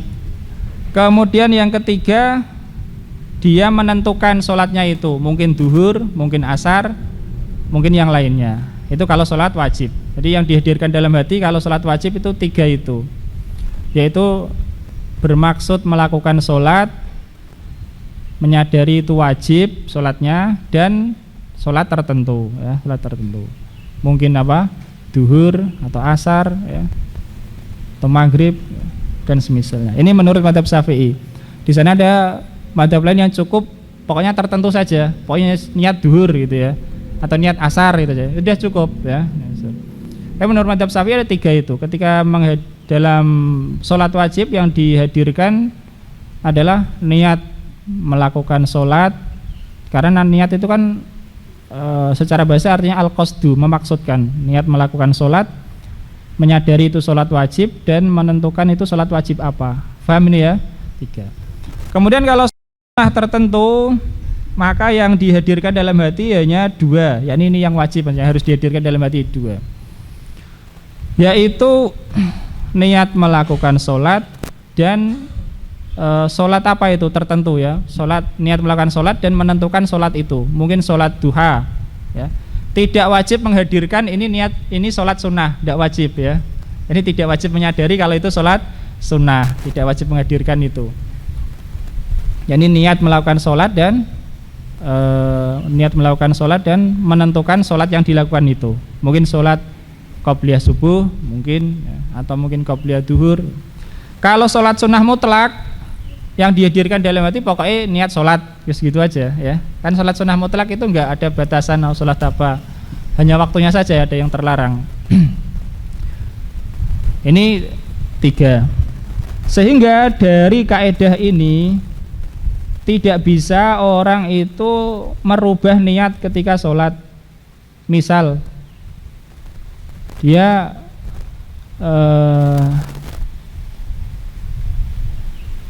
sholat masuk masjid, dia niat sholat tahiyatul masjid, kemudian di tengah sholat dirubah, udah jadi sholat qobliyah duhur saja misalnya ya. Tidak bisa, tidak boleh. Kenapa? Karena sejak awal sudah ditentukan, sejak dia takbir itu sudah ditentukan bahwa sholatnya itu sholat tahiyatul masjid atau sholatnya sholat qobliyah duhur misalnya. Tidak bisa dirubah. Begitu juga sholat wajib nggak bisa dirubah ke sholat wajib lain. Misalnya dia sholat wajib asar, ingat tadi duhur belum sholat, dirubah misalnya, oh kita anggo duhur, tidak bisa ya, tidak bisa, harus dilanjutkan. Kecuali kalau itu sholat sunnah tertentu dirubah ke sholat sunnah mutlak baru boleh ya. Paham? Misalnya orang sholat niatnya sholat duha terus dirubah nggak jadi tapi sholat sunnah mutlak saja misalnya, kalau ada itu baru boleh ya. Tapi kalau sholat wajib nggak boleh. Kenapa? Karena kalau amalan wajib sudah masuk itu harus diselesaikan, ya kan? Amalan wajib kalau sudah masuk harus diselesaikan ya. Jadi kita sholat, meskipun ini waktunya masih longgar ya, orang sholat duhur di awal waktunya masih longgar, dia sholat duhur, boleh enggak dia, saya batalkan aja, nanti saya sholat nanti saja saya lihat, enggak boleh, harus diselesaikan. Meskipun seandainya dia melakukan nanti waktunya masih longgar, tidak boleh, harus diselesaikan. Itu kalau amalan wajib ya. Bahkan menurut mazhab Hanafi, amalan sunnah pun kalau sudah dilakukan ya, sudah masuk ke dalamnya harus diselesaikan. Tapi kalau menurut jumhur enggak.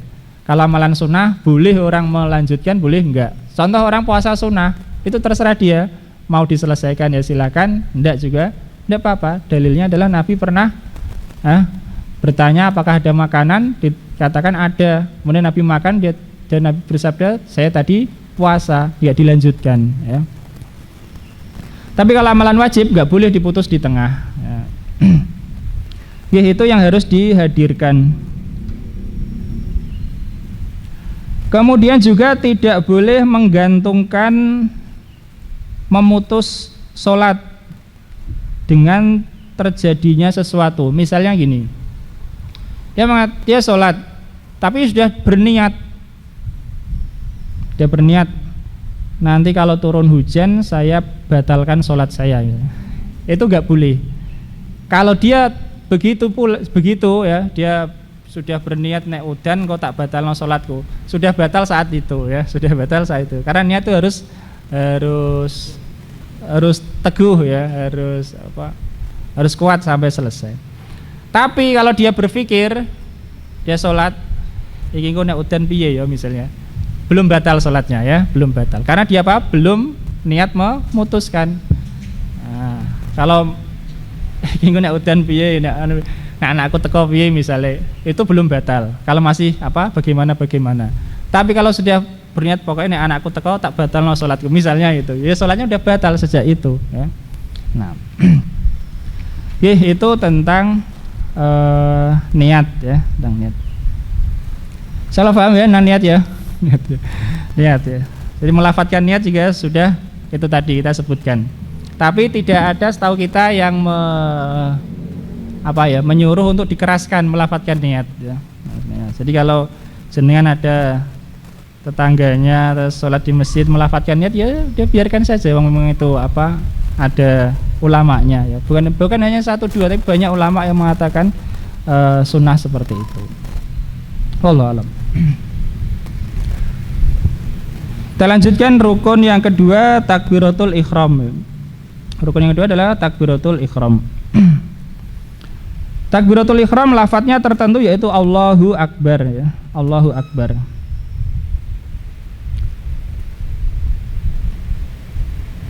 Tidak boleh sengaja memanjangkan yang merubah makna, tidak boleh ya. Misalnya A-nya dibaca panjang, Allahu Akbar, tidak boleh. Bahkan kalau dia tahu maknanya bisa kufur bisa kufur. Karena kalau maknanya A-nya panjang itu berarti apakah Allah itu maha besar gitu ya. Apakah ya? Kalau dipanjangkan. Atau banyak dipanjangkan Allahu Akbar itu. Enggak boleh. Tidak. Bahkan kalau dia tahu maknanya bisa kufur kalau sengaja ya. Karena maknanya sangat rusak sekali.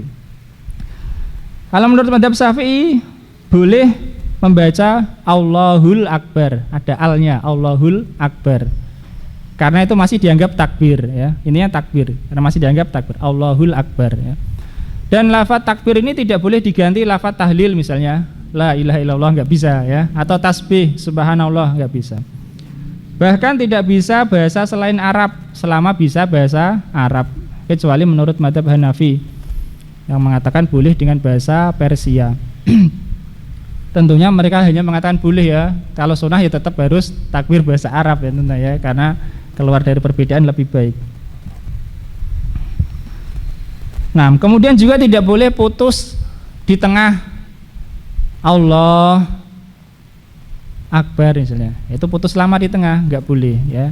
Biasa.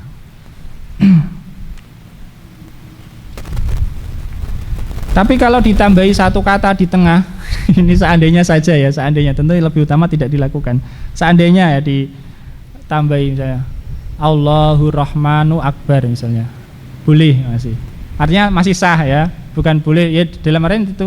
Tapi kalau tambahannya banyak ya enggak boleh. Kenapa? Karena kalau tambahannya banyak di tengah itu sudah keluar dari yang namanya takbir. Intinya apa? Takbir ya, intinya takbir. Berdasarkan sabda Nabi sallallahu alaihi wasallam, miftahus sholati al-wudu wa tahrimuha at-takbiru wa tahliluha at-taslimu. Kunci sholat adalah wudu, sedangkan tahrimnya ya, ikhramnya gitu, masuk dalam pengharamannya adalah takbir, dan tahallulnya adalah salam. Maka ini disebut takbiratul ikhram. Kenapa disebut takbiratul ikhram? Disebut ikhram karena takbir ini menghalangi orang yang sedang sholat atau yang sudah takbir itu dari hal-hal yang membatalkan sholatnya ya. Kalau sudah takbir nggak boleh lagi ngobrol ya. Kalau sudah takbir nggak boleh lagi makan, makanya disebut takbiratul ikhram ya. Nah, seperti kalau orang sudah dia berikhram, ada hal-hal yang dilarang ya. Nggak boleh pakai minyak wangi misalnya, nggak boleh berburu hewan darat. Sholat juga gitu, maka disebut takbiratul ikhram.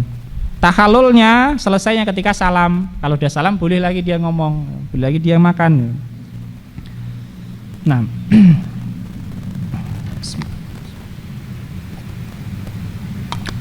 kemudian dalil lagi wajibnya takbir ini, dan setahu kita ini disepakati ulama ya, harus takbir. Cuma hanya kaifiahnya saja ada perbedaan. Tapi sepakat mereka harus takbir ini termasuk rukun sholat dari 4 mazhab. Nggak ada perbedaan. Di antara dasarnya juga adalah hadis Nabi, dan ini hadis yang terkenal di dalam masalah tata cara sholat, yaitu ceritanya ketika ada seseorang masuk masjid sholatnya buruk, kemudian datang kepada Nabi mengucapkan salam. Nabi menjawab salam dan mengatakan irji fasoli fa innaka lam tusalli, kembalilah sholat, kamu belum sholat ya. Diulangi gitu sampai 3 kali. Lalu orang ini minta diajari. Nabi bersabda idza qumta ila sholati fakabbir, jika kamu berdiri untuk sholat maka bertakbirlah. Nah, ini dasar takbir itu wajib. Ulama mengatakan semua yang disebutkan dalam hadis ini wajib ya. Akan saya bacakan. Karena itu apa? Karena ketika itu Nabi mengajari orang yang sholatnya buruk tadi. Orang ini kan minta diajari, Nabi mengajari. Semua yang disebutkan Nabi dalam hadis ini wajib ya. Karena tidak boleh menunda penjelasan pada waktu yang dibutuhkan ya. Itu kaidah. Takhirul bayan anil hajah la yajuz ya. Menunda penjelasan pada waktu yang dibutuhkan tidak boleh ya, tidak boleh. Tapi menunda penjelasan sampai nanti pada waktu yang dibutuhkan boleh ya. Saiki belum butuhnya nanti boleh ditunda. Tapi kalau sudah dibutuhkan enggak boleh. Nabi bersabda jika engkau berdiri untuk sholat, dalil juga bahwa berdiri itu wajib ya. Fakabir, maka bertakbirlah. Sumakro ma tayassara ma'aka minal Qur'an, kemudian bacalah yang mudah bagimu dari Al-Qur'an. Sumarka hatta tatma'inna raki'an, kemudian rukuklah sampai kamu tumakninah dalam keadaan rukuk ya. Maka ulama mengatakan tumak ninah wajib berdasarkan hadis ini. Nabi mengajari itu dan dia disuruh tumak ninah. Apa tumak ninah itu? Secara bahasanya ya tenang. Kalau menurut ulama tumak ninah itu pokoknya ada berhentinya sekadar ucapan subhanallah, itu saja. Meskipun dia gak ngomong apa-apa ya, meskipun dia gak baca subhana rabbiyal adzim misalnya, pokoknya sudah tenang, meskipun hanya sekedar ucapan subhanallah sudah dianggap tumak ninah ya, tumak ninah. Makanya ada sebagian yang berpendapat ulama fikih itu termasuk ilmu dunia, bukan ilmu akhirat. Loh, kenapa kok ilmu dunia? Karena ini hanya masalah menggugurkan kewajiban di dunia saja. Adapun pahala lebih dari itu ya. Pahala itu bukan masalah sholat sah atau enggak sah. Bisa saja orang sama-sama sah sholatnya tapi pahalanya beda ya, beda. Tapi ya tetap akhirat juga sebenarnya, karena orang mau melakukan itu karena menjalani kewajiban.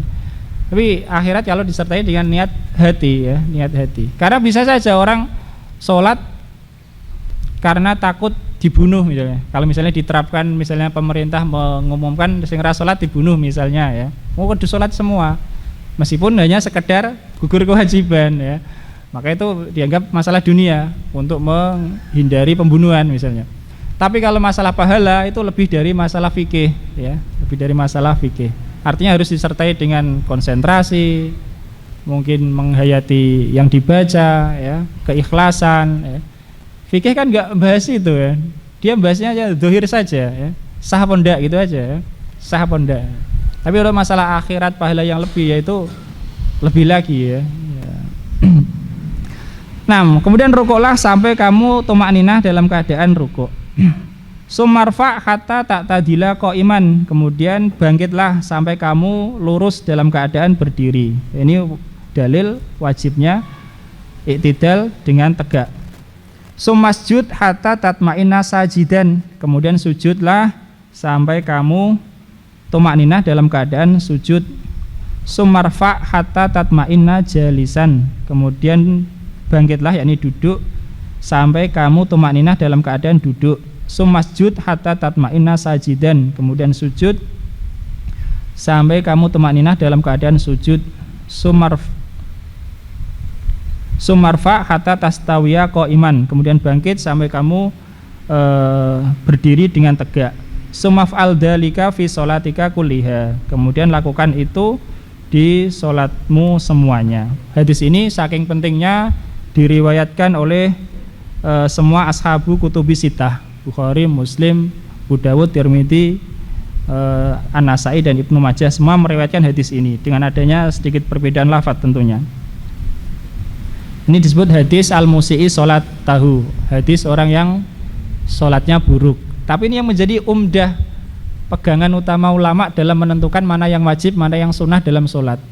Makanya jumhur ulama mengatakan baca takbir perpindahan itu enggak wajib, karena dalam hadis ini tidak disebutkan. Bacaan rukuk enggak wajib karena dalam hadis ini enggak disebutkan.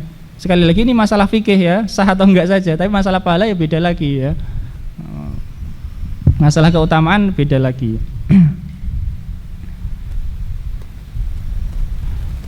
Nah, itu takbir. Intinya ucapannya penting bisa dianggap takbir Allahu Akbar ya. Dan tidak mengapa Allahul Akbar, tapi yang lebih utama adalah Allahu Akbar tentunya. Syarat-syarat takbir yang pertama, takbir itu ketika dia sudah berdiri. Kalau masih bangkit misalnya dia duduk di shaf awal ya, qomat ya, imamnya sudah takbir, dia sambil berdiri baca takbir ya, nggak boleh, berdiri dulu baru takbir. Kemudian dalam keadaan menghadap kiblat ya, sudah menghadap kiblat ketika takbir. Kalau sudah berdiri tapi belum menghadap kiblat dia takbir ya belum dianggap. Kemudian dengan bahasa Arab bagaimana tadi? Kemudian harus bersuara yang bisa didengar oleh dirinya. kalau dirinya itu sehat pendengarannya dan tidak ada suara yang mengganggu, tidak ada bising atau semisalnya, ya. Dalam keadaan normal bisa didengar oleh dirinya sendiri. Itu menurut mazhab Syafi'i, ya. Kalau menurut mazhab lain, wallah alam, barangkali ada yang tidak mengharuskan sampai bisa didengar dirinya. Karena kalau menurut mazhab Maliki itu baca Al-Fatihah pun itu tidak wajib harus sampai didengar dirinya, ya. Pokoknya asal dibaca, ya, meskipun dirinya enggak dengar. Nah, dalam perbedaan ulama ada kelonggaran, ya, tapi yang lebih baik adalah menghindari syubhat, ya, keluar dari perbedaan. Kemudian berbarengan dengan niat menurut mazhab Syafi'i dan Maliki, ya. Kalau menurut mazhab Hanafi dan Hambali boleh niat sebelum takbir, tapi tidak jeda lama dan tidak jeda perbuatan lain. Itu diantara syarat-syarat takbir. Di antara yang lagi adalah langsung maksudnya cara Allah dan Akbar itu langsung, tidak jeda lama. Dan urut, tidak boleh dibalik. Akbarullah misalnya, enggak boleh, ya. Kemudian sunnah-sunnahnya di dalam takbir. Sunnah dalam takbir membaca dengan jelas, tidak terlalu pendek, tidak terlalu dipanjangkan, ya, tidak terlalu dipanjangkan. Tidak terlalu dipanjang, misalnya Allahu Akbar itu terlalu panjang. Itu untuk takbir perpindahan bisa, tapi untuk takbiratul ihram sebaiknya jangan. Ya meskipun sholatnya sah, ya. Yang dipanjangkan kan lafaz Allahu Akbar. Itu kepanjangan kalau takbiratul ihram. Tidak pula terlalu pendek, Allahu Akbar. Misalnya, ya. Terlalu pendek, dia sedang-sedang, sunnah sedang-sedang. Kemudian disunahkan bagi imam untuk mengeraskan takbiratul ihram. Begitu juga takbir-takbir perpindahan, imam disunahkan untuk mengeraskan supaya makmumnya mendengar, makmumnya mengikuti. Kemudian disunahkan untuk orang yang sholat takbir itu sambil mengangkat tangan,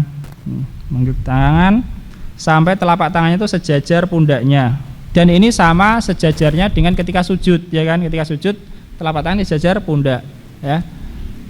Kalau menurut mazhab Syafi'i ibu jari itu sejajar ini bawah telinga, ujung jari sejajar atas telinga, ya.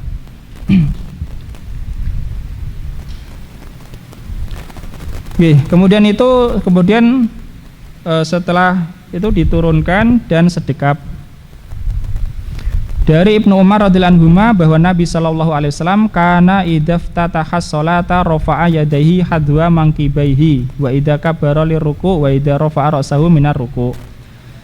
Nabi sallallahu alaihi wasallam ketika memulai sholat beliau mengangkat kedua tangannya sampai sejajar kedua pundak. Dan begitu juga apabila bertakbir untuk rukuk dan apabila bangkit atau mengangkat kepala beliau dari rukuk. Begitu juga perempuan. Tetapi bagi perempuan perlu diketahui, ya, apalagi kalau yang bajunya longgar. Kalau kira-kira takbir ngangkat tangan itu kok bajunya melorot, tahu ya? Kan kelihatan tangannya kalau melorot. Ya, itu nggak boleh, ya. Jadi nanti nggak sah. Karena kan auratnya yang boleh kelihatannya telapak tangan. Nah, ketika dia takbir ngangkat gini, melorot kayak gini misalnya, ya makanya sholatnya jadi nggak sah. Ya udah diulangi lagi. Kalau nggak bisa bagaimana? Ya wes ngangkatnya CDI, ya. Itu CDI. Karena kalau misalnya ngangkat gini, melorot misalnya kayak gini. Nah, kecuali kalau memang bajunya itu sudah aman gitu, ya maka tidak apa-apa diangkat seperti laki-laki, ya. Ini perlu diperhatikan, ya, perempuan. Khusus perempuan, Mbak, ya. Ya, karena auratnya beda sama yang laki-laki.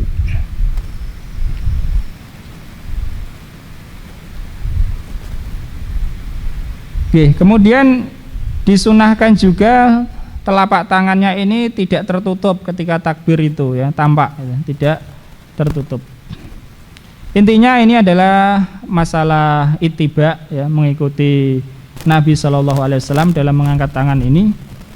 Meskipun di sana ulama menyebutkan hikmah-hikmahnya, di antara mereka ada yang mengatakan ini karena pengagungan kepada Allah. Ya. Yang pasti adalah ittiba dan mengharap pahala dari Allah Subhanahu wa taala, dan hukumnya sunnah.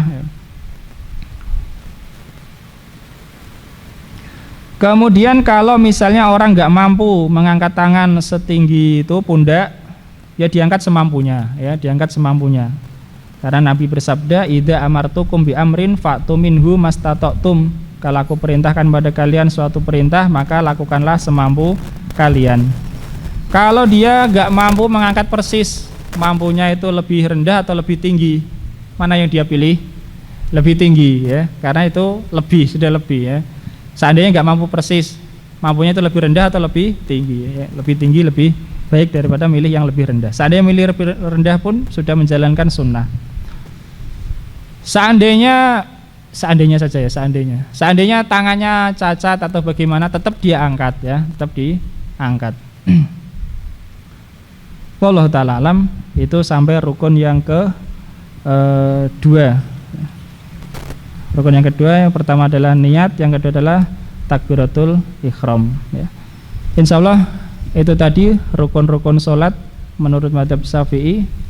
Sama seperti menurut mazhab Hambali, bedanya hanya niat saja ya, karena menurut mazhab Hambali niat itu termasuk syarat ya, dalam menurut mazhab Syafi'i termasuk rukun. Kemudian kalau rukun menurut dua mazhab ini sudah kita lakukan, maka insya Allah menurut dua mazhab lain juga sudah ya, karena mereka lebih sedikit. Kemudian yang wajib-wajib menurut mazhab Hambali itu tadi sudah kita sampaikan, sehingga ini sudah ya sebagai gambaran lah untuk menilai sholatnya udah cukup atau belum, sah atau belum ya. Apalagi kalau menilai sholat orang lain ya, biasanya aneh-aneh itu orang. Ada tanya nilai amalan orang lain ya, ngapain yang menilai amalan orang lain ya? Konsentrasi saja pada dirimu ya. Kamu belajar saja ya. Orang lain fikih itu perkara yang luas ya. Menilai orang lain. Tadi kita sebutkan bahwa mazhab Maliki itu bahkan mengatakan tahiyat aja nggak wajib ya. Ketika duduk sekedar salam terus dia salam ya sudah. Itu menurut mazhab Maliki ya. Artinya untuk menilai orang lain tuh butuh ilmu yang sangat luas sekali ya. Kalau tidak melanggar ijma ya masih bisa sah ya. Cuma masalahnya kita kan bukan masalah itu saja. Masalahnya supaya bagaimana lebih sempurna ya. Supaya keluar dari perbedaan ya. Supaya lebih afdol. Nah, itu yang kita inginkan. Wallahu ta'ala alam. Insyaallah kita lanjutkan pada kesempatan yang berikutnya. Ada pertanyaan?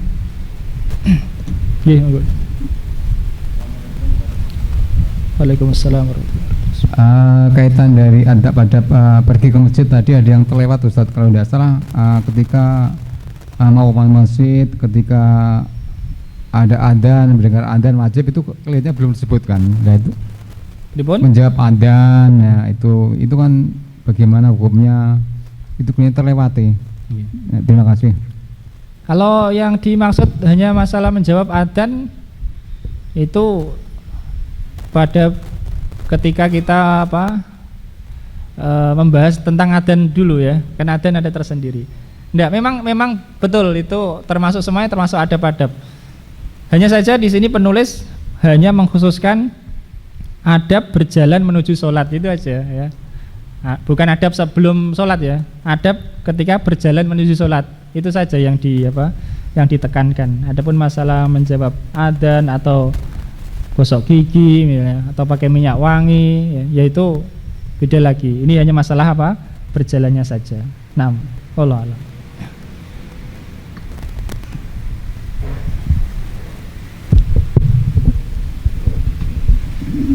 Assalamualaikum warahmatullahi wabarakatuh. Waalaikumsalam warahmatullahi wabarakatuh. Mau tanya Ustadz, yang tadi jelaskan tentang merubah niat sholat kan tidak boleh dari satu sholat lain ke yang lainnya. Tapi kalau orang kebutuhan dia datang ke masjid, kemudian sholat sendirian, tiba-tiba datang orang lain bermakmum, itu bisa merubah niat dia sendirian jadi imam atau itu boleh? Enggak itu Ustaz. Terima kasih. Assalamualaikum warahmatullahi wabarakatuh. Kalau demikian itu justru dia dianjurkan ya,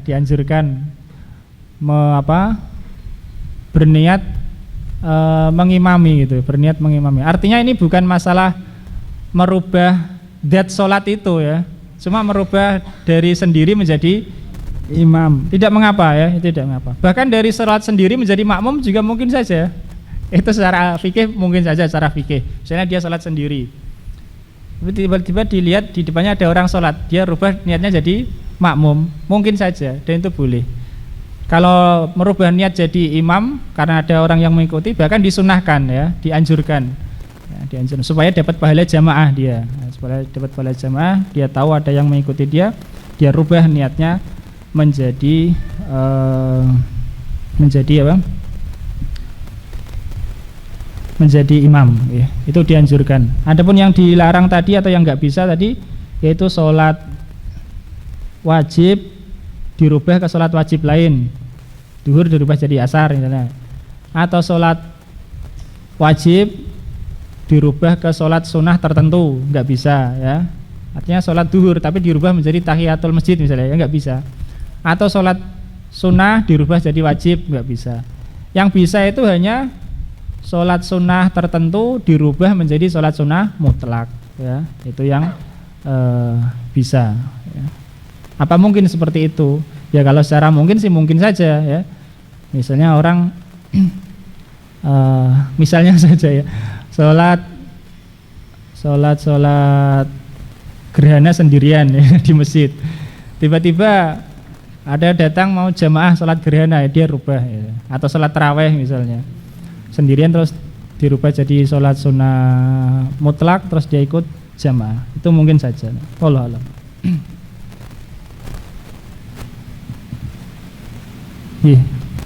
Pertanyaan, Riz? Ada pertanyaan? Enggak, anu lihat HP.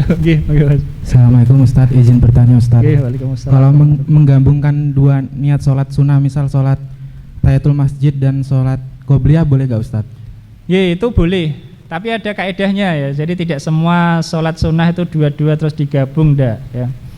Kaedahnya adalah kalau sholat sunnah yang satu itu bukan dimaksudkan apa sholat itu sendiri, zat sholatnya, tetapi karena sebab ya, karena sebab tertentu, maka ini boleh. Yang kita tahu ini mereka membahasnya pada sholat tahiyatul masjid sama sholat sunnah setelah wudhu. Yang lain saya kurang tahu. Ini yang bisa digabungkan. Kenapa? Karena sholat tahiyatul masjid itu bukan hanya ya. Sholat tahiyatul masjid itu tujuannya orang masuk masjid tidak langsung duduk ya. Jadi bisa digabung sholat tahiyatul masjid dengan qobliyah duhur misalnya atau qobliyah subuh. Karena supaya begitu masuk masjid tidak langsung duduk ya. Jadi satu sholat diniatkan qobliyah duhur dan tahiyatul masjid. Atau sholat sunnah setelah wudhu. Sholat sunnah setelah wudhu itu supaya begitu orang bersuci dia gunakan untuk sholat ya. Maka untuk sholat apa saja digabungkan itu boleh. Itu maksudnya sholat itu tidak dimaksudkan datnya itu, tapi karena sebab tertentu ya. Sebab masuk masjid tidak langsung duduk sholat ya, itu bisa digabung. Jadi dua sholat ini yang bisa digabung. Kalau yang lain, saya kurang tahu. Mungkin sholat sunnah ikhram mungkin bisa juga ya. Sholat sunnah ikhram, Allah Ta'ala. Satu lagi Ustaz, kalau yang berisyarat ini tuh Ustaz, itu kapan Ustaz? Dimulai dari awal atau pas asal? Nah ini ulama berbeda pendapat, saya nggak tahu kalau madhab lain. Kalau madhab Syafi'i ketika mengucapkan ilallah gitu ya, asyhadu alla ilaha illallah, tidak digerakkan. Mereka beralasan bahwa ini isyarat tauhid supaya kita mengatakan apa la ilaha illallah itu bareng, itu sama-sama bersaksi antara lisan, hati dan isyarat ini ya. Itu kalau menurut madhab Syafi'i seperti itu dan tidak digerakkan. Kalaupun digerakkan ya tidak batal sholatnya karena itu gerakan yang ringan. Tapi barangkali di sana ada madhab lain yang berbeda sejak awal ya, sejak awal. Wallahu a'lam.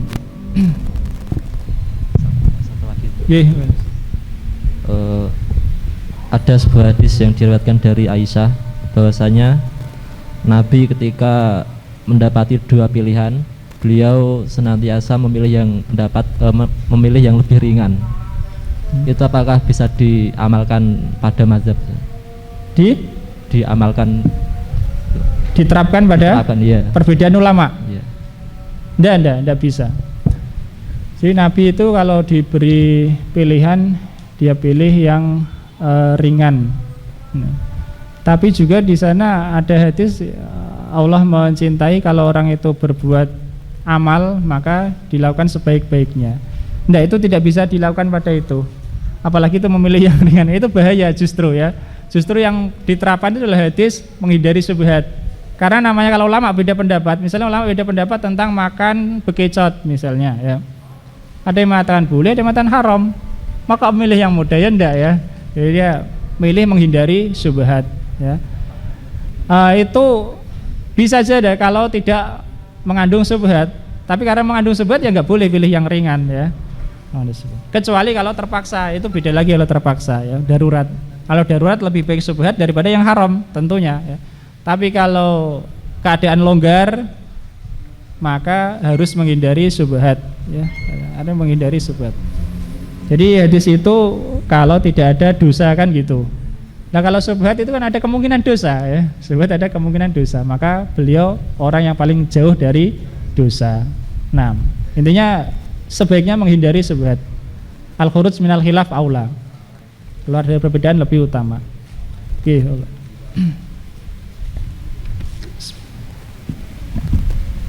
Tapi ada juga perbedaan yang nggak bisa kita keluar dari perbedaan. Mungkin yang satu mengatakan wajib, yang satu mengatakan nggak boleh. Ya, ada juga. Ya, ada juga. Seperti membaca Bismillah ketika Al-Fatihah itu kan. Kan madzhab Maliki nggak membolehkan, setahu kita ya.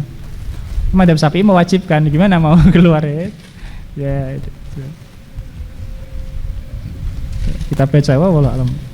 Insyaallah sahabat yang lanjutnya pada kesempatan yang berikutnya biidznillah. Wallahu taala alam. Sallallahu ala nabiyina Muhammad wa ala alihi washabbihi ajmain walhamdulillahirabbil alamin. Subhanallah, alhamdulillah, astagfirullah wa atubu ilaih.